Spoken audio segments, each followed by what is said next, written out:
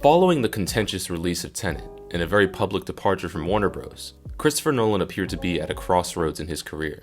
Of course, he'd have to find a new production company to finance and distribute his next project, but first, he'd have to figure out what that project would be.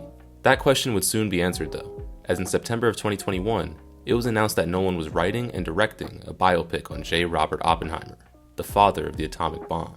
And in hindsight, this project almost seemed to be an inevitability. Nolan's previous film, Tenet, actually included a reference to Oppenheimer, particularly the moment in history when the scientists on the Manhattan Project realized there was a possibility the weapon they were creating had the potential to ignite the atmosphere, destroying the world. This idea, this pivotal moment in history, is what drew Nolan to this story, and motivated him to make a film adaptation of these events. Immediately it was clear, though, that this project would be different from his previous work. This wasn't sci-fi, but a biographical drama. It would consist mostly of people talking in rooms, and the things they'd discuss were groundbreaking and mature. How would Nolan handle these complex themes and individuals? Well, in July of 2023, we got our answer. Oppenheimer released to critical acclaim and massive box office success. It was almost instantly lauded as a masterpiece by audiences and critics everywhere. It won several awards, including Best Picture and Best Director. Oppenheimer seemed to be what Nolan's career had been building up to since the release of Following in 1998. So how did he do it? How did Nolan turn the triumph and tragedy of J. Robert Oppenheimer into a summer blockbuster? And not just a summer blockbuster, but also a poignant masterpiece that shook audiences to their very core. Today we'll be finding the answers to those questions, and over the past few months, I've taken a look at each film in Nolan's stellar filmography. If you'd like to see those reviews, I've put a link to the playlist in the description. Without further ado though, let's get into Nolan's latest project, and the final entry in this retrospective, Oppenheimer.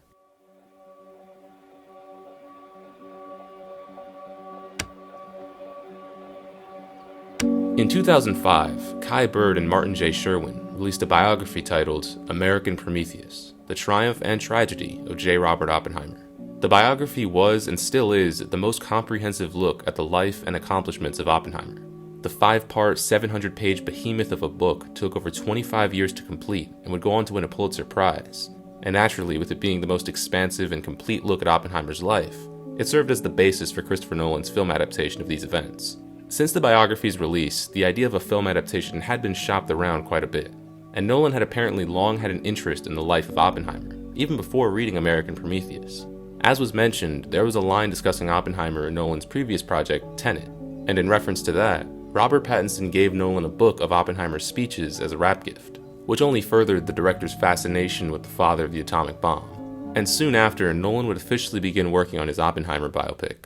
Due to Nolan's recent falling out with Warner Bros., however, finding funding for this passion project wouldn't be as simple as it was for Dunkirk. The alleged mishandling of not only Tenet's release, but also many other Warner Bros. Productions in 2020 strained Nolan's relationship with the studio, which led him to approach multiple other studios with Oppenheimer, eventually deciding to work with Universal, who provided Nolan with a $100 million budget. And with that, production officially began on Oppenheimer. By this point, Nolan had already begun working on the script for the film.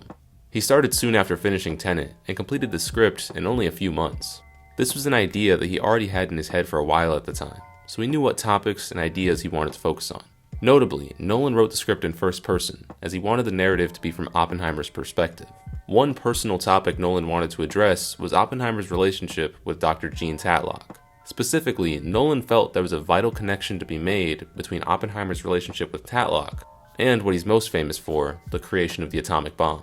Feeling that these events were integral to Oppenheimer's story, Nolan knew that they would have to be included in his movie, and that the film would thus receive an R rating. This is notable because Nolan hadn't made an R-rated movie since Insomnia in 2002, which definitely was a factor in his mainstream appeal. Movies like Inception, Interstellar, and especially the Dark Knight trilogy were enjoyed by audiences of all ages. So by committing to censoring this narrative as little as possible, Nolan was taking a financial risk, but this story likely would have been impossible to tell otherwise. Oppenheimer was a very complex figure, appearing to even be paradoxical at times. To portray this properly on the big screen would take an immensely talented and dedicated actor, and fortunately, Nolan knew just the person for the job. Cillian Murphy was the first person brought onto the cast, marking his and Nolan's 6th time working together. This would be the first time Murphy was the lead in one of Nolan's films though, and the quality of Cillian Murphy's performance cannot be overstated here. It's genuinely one of the greatest performances I've ever seen. To capture such a complex individual at so many vastly different stages in his life is incredibly impressive. Not to mention Murphy's accent and cadence is flawless. Though the star was now in place, Nolan still had to find a way to fill out the rest of the cast. While $100 million may sound like a large budget, for what Nolan was attempting with Oppenheimer, it actually offered the production very little wiggle room. Nolan also wanted to avoid composite characters. In case you're unfamiliar, a composite character is a fictional character who combines the traits of many real-life individuals in order to represent all of them.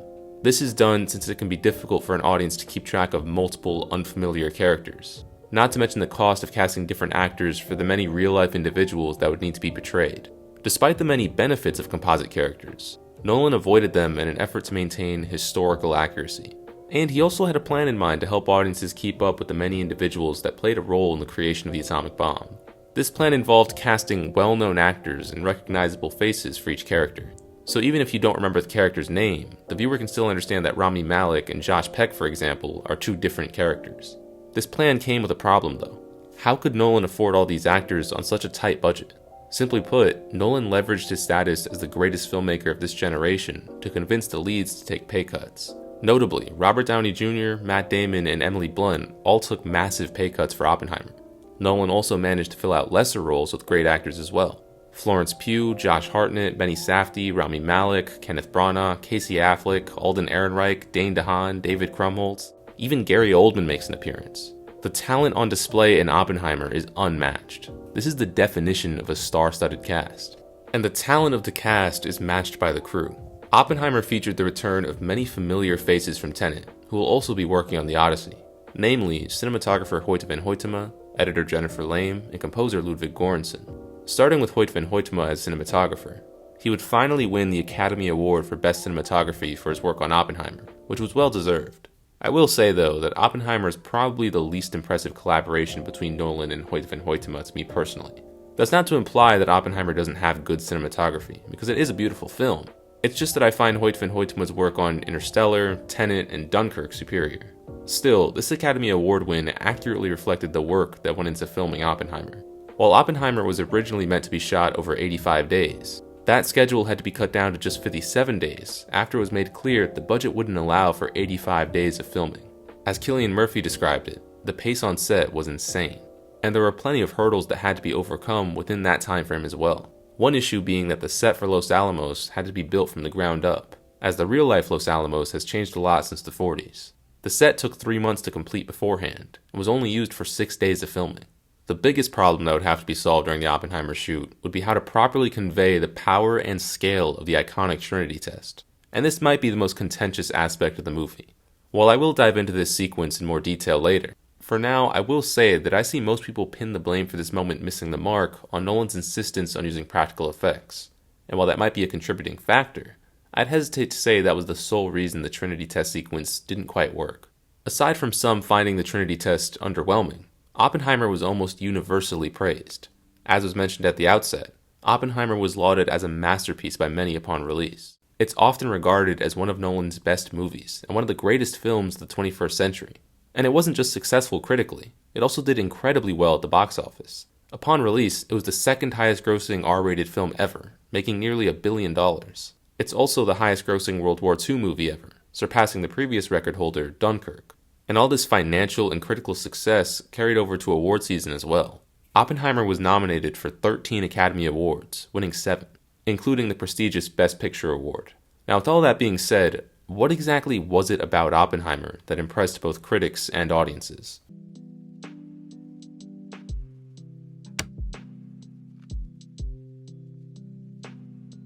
The film opens with our protagonist, J. Robert Oppenheimer, staring at the ripples the raindrops create as they fall into a puddle.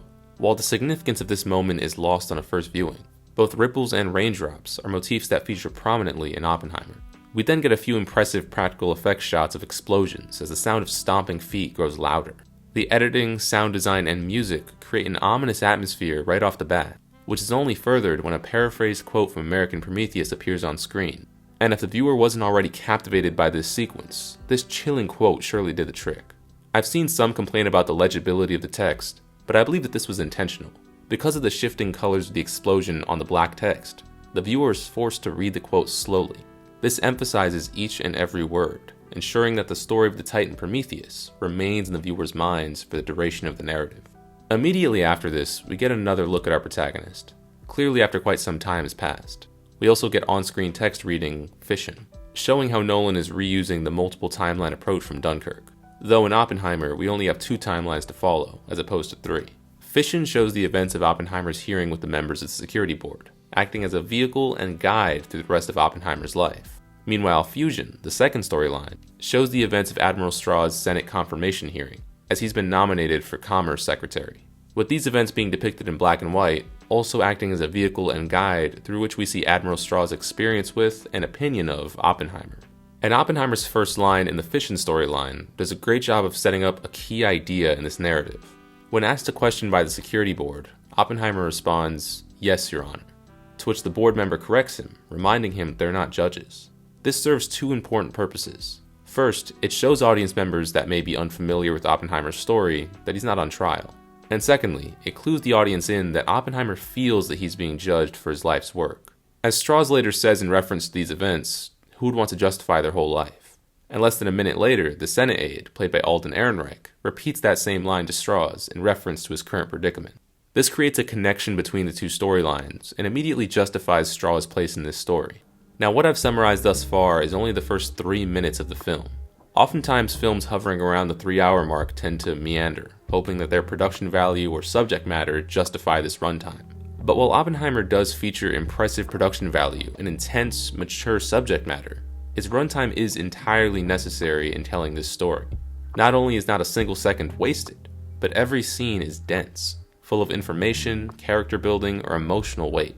After being properly introduced to both storylines, we transition back to the Fission storyline, where Oppenheimer is asked about his time at Cambridge. We are then shown these events for the following 6 minutes as we see Oppenheimer's transition from a troubled college student to a respected physicist. This not only familiarizes us with how the rest of this story will be told, but it also proves to be one of the greatest opening sequences I've ever seen. Nolan films consistently have great openings, but Oppenheimer honestly might be his best. Also, Nolan's use of music has been second to none throughout his career, and Oppenheimer is up there with his best work in this regard as well. The line, "Can you hear the music?" proved to be perhaps the most compelling moment in the narrative, and it perfectly transitions into the following montage, which needless to say is an audio-visual masterpiece. This scene was particularly infamous during production as Nolan wasn't quite sure what he wanted, and most importantly, what the budget would allow. Despite this uncertainty, it became one of the greatest sequences in Nolan's entire filmography. The track that plays here, aptly titled "Can You Hear the Music?", is brilliant and fits the sophistication and grandiose nature of this moment. As was mentioned, Ludwig Göransson returned from Tenet, and once again put on a masterclass. The horns used throughout are appropriately grandiose, and the violins provide an almost divine quality to the soundtrack. We get more of those incredible practical effects shots in this sequence as well, depicting the hidden universe Oppenheimer described, along with a clear visual representation of Oppenheimer's expanding worldview, with the final shot representing how this once hidden universe is now clear to Oppenheimer, so that it is now overlaid with reality. This perhaps could also represent Oppenheimer's theories and abstract work having real-world applications, which of course later proved to be the inciting incident for his infamy.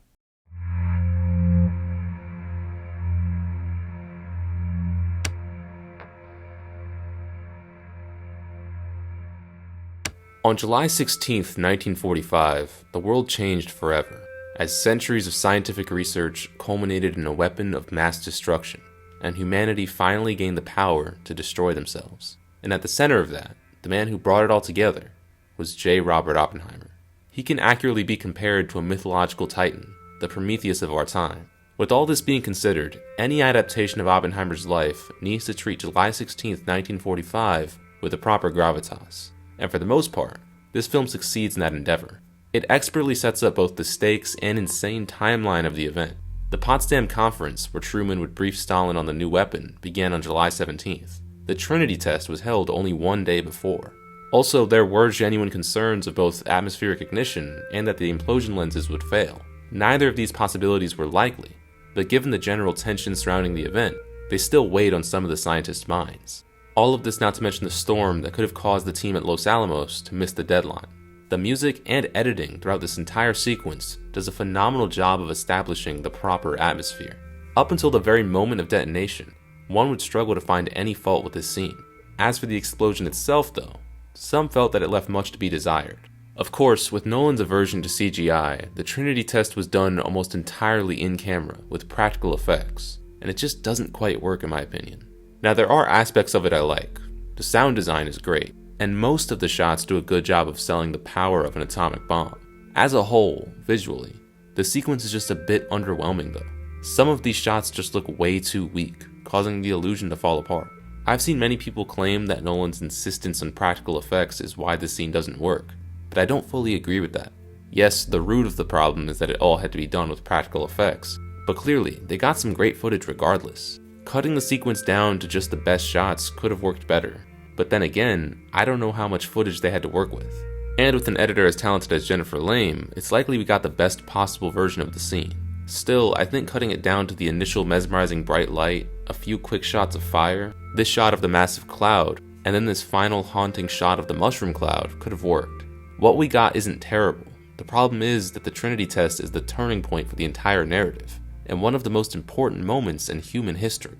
For the scene to be described as just okay isn't good enough. I briefly mentioned the sound design, but that really is the highlight of the sequence. At the moment of detonation, instead of allowing the audience to hear the explosion, or putting one of Ludwig Göransson's incredible tracks over top, it's mostly silence. All we hear is a scientist breathing for a majority of the scene. And this choice was actually inspired by the real event. Because of how far the observation sites were, the shockwave didn't reach the observers until about 40 seconds after detonation. What I found most interesting about this sequence, though, was the way it mirrors the effects of the atom bomb on the world as a whole.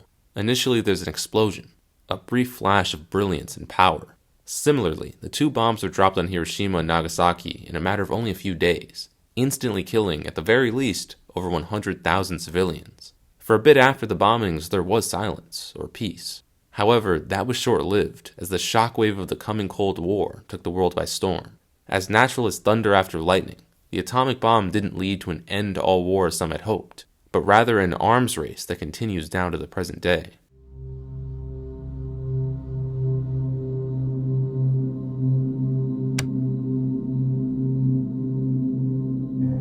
Prometheus stole fire from the gods and gave it to man. For this he was chained to a rock and tortured for eternity. What exactly was this torture that Prometheus was subject to, though? Well, every day an eagle would descend on Prometheus and eat his liver, and each night his liver would grow back. So this torture would continue for all eternity. The ancient Greeks considered the liver to be the seat of human emotions, or in other words, the source of emotion. This daily destruction of the liver not only represented physical torture, but also emotional torture. This torture is yet another reason why Oppenheimer can rightly be called an American Prometheus. While Oppenheimer never did apologize for the bombings of either Hiroshima or Nagasaki, his actions after the war seem to reflect some kind of profound regret. As Niels Bohr put it in the film, Oppenheimer's real work would begin after the weapon was used. He felt it was his responsibility to prevent nuclear holocaust. This actually creates yet another parallel to Prometheus. The name Prometheus is commonly agreed to mean forethought. Prometheus had the ability to foresee future events. He knew what would happen to him if he gave fire to man, yet he still continued down that path. Similarly, Oppenheimer was aware of the dangers presented by the creation of the atomic bomb, and the work that he would have to do following its detonation. Robb even goes so far as to call Oppenheimer a prophet. Oppenheimer's first attempt at preventing a nuclear arms race, his meeting with Truman, didn't go to plan, which required him to pivot. In that meeting, Oppenheimer downplayed his involvement in the creation of the bomb out of guilt. He says that the bomb was hardly his invention. Upon realizing that got him nowhere, though, he embraced his father of the bomb and prophet personas. He became the single most respected scientific voice in the world. This stardom gave him a platform and gave his words power. But it would be this very stardom that would prove detrimental to his goals. When explaining the nature of his work to Chevalier, Oppenheimer describes what happens to stars when they die, notably mentioning how, the bigger the star, the more violent its demise. They collapse so violently that a hole is created that not even light can escape from.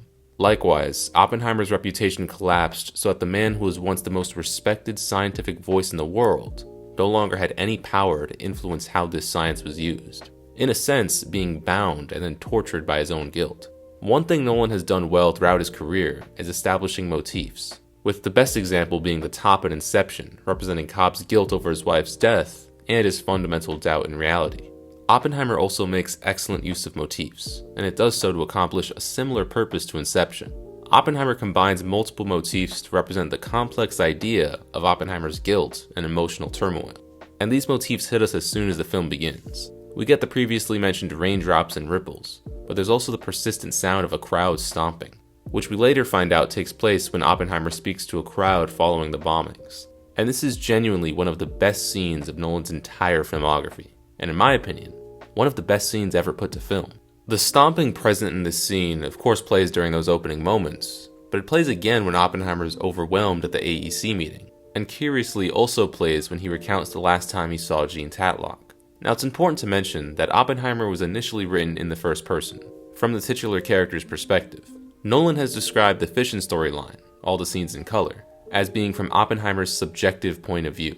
So when we hear stomping or see a bright light, Oppenheimer is the one imagining those things. It's not just a clever filmmaking technique to offer insight into this complex individual, but it's also meant to be a literal look inside his mind, where we see a conscience tortured by guilt and haunted by visions. And the film actually explains why Oppenheimer sees the world this way.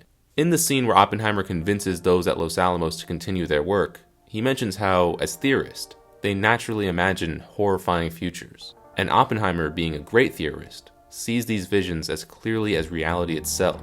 And the scene where Oppenheimer speaks to the crowd perfectly portrays the inner turmoil he's experiencing and how these visions manifest themselves. While he publicly speaks positively of the bombings, we can see that he's racked with guilt, which manifest as visions of corpses and terrible screams. Haunted by his memory of the Trinity test, Oppenheimer experiences this event as though an atom bomb were detonated within that very room. The sound design of the Trinity test sequence is even reused in this instance, with silence following the initial brilliance, only for a sudden shockwave to follow. And in future moments of turmoil, the stomping from this scene joins Oppenheimer's chorus of guilt. I mentioned how this sound plays while Oppenheimer recounts his final meeting with Jean Tatlock, but this use case is particularly interesting, as Jean's death isn't directly connected to the atomic bomb. But as the story progresses, it becomes clearer and clearer that Oppenheimer's guilt over the creation of the atomic bomb and his guilt over Jean Tatlock's death are intertwined. This becomes most apparent close to the end of the narrative, when Oppenheimer is confronted about Hiroshima and Nagasaki, and begins to suffer from similar visions as the one he experienced during his speech, during which there's a quick shot calling back to an earlier scene, where Oppenheimer envisions the dropping of hydrogen bombs on a map as raindrops in a puddle. Throughout the entire narrative thus far, raindrops and ripples have been present, but until that moment, it wasn't entirely clear why. With their recurrence here, it's clear that they're one of many things that remind Oppenheimer of his guilt. And with that thought in mind, that each drop represents a cataclysm equal to the detonation of a hydrogen bomb, another shot from this sequence takes on a new meaning. While Oppenheimer is confronted by the prosecutor, there's yet another quick shot calling back to an earlier scene, this time to Oppenheimer's imagining of Jean's death. And while he can't be sure whether she was murdered or committed suicide, as is seen by the different imaginary renditions of her death, his guilt remains all the same, evidenced by the drops of water in the tub, emphasizing how his guilt over this event rivals only that of his ushering in a new world. And with his reputation now damaged beyond repair following this hearing, he is now effectively bound and subjected to Promethean torture. Strauss at several points in this story questions how Oppenheimer didn't see his downfall coming, but considering his connection to Prometheus, it's reasonable to assume that Oppenheimer foresaw his downfall from the beginning. Despite that, he thought it worth the price to make his opinions known and to fight back against the world he created.